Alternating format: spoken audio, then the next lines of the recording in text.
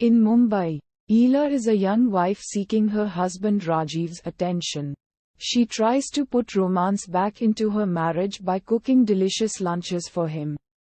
However, when she tries to send the lunchbox to his office, the dabbawala system which is to deliver his lunch has a mix-up, and the lunchbox accidentally reaches Saajan Fernandez instead. Saajan is a widower who is about to retire from his accountancy job.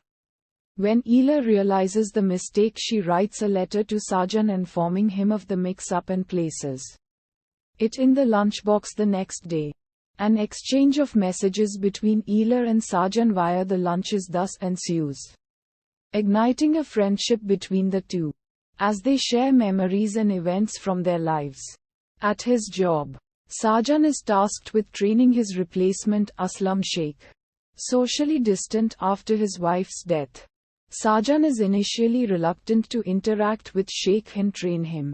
After Sheikh reveals that he is an orphan who taught himself accounting, Saajan gradually warms to him. Eventually the duo strike a close friendship. At one point, Saajan saves Sheikh's job by covering for his blatant mistakes and becomes his best man at his marriage. Meanwhile, after Ela finds out that Rajiv is having an affair, she gives up hope on rekindling her marriage. In one of the lunchbox letters, she suggests moving to Bhutan where the cost of living is much cheaper than in India. Saajan writes back suggesting that the two move there together. Ela then offers to meet in person at a popular restaurant but at the appointed time. Saajan does not show up. Upon receiving an empty lunchbox on the next day, Saajan writes back to the dejected Ela and apologizes to her, saying that he did arrive and saw her from a distance but could not approach her. He explains how young and beautiful she looked, while surmising that he is too old for her and advising her to move on.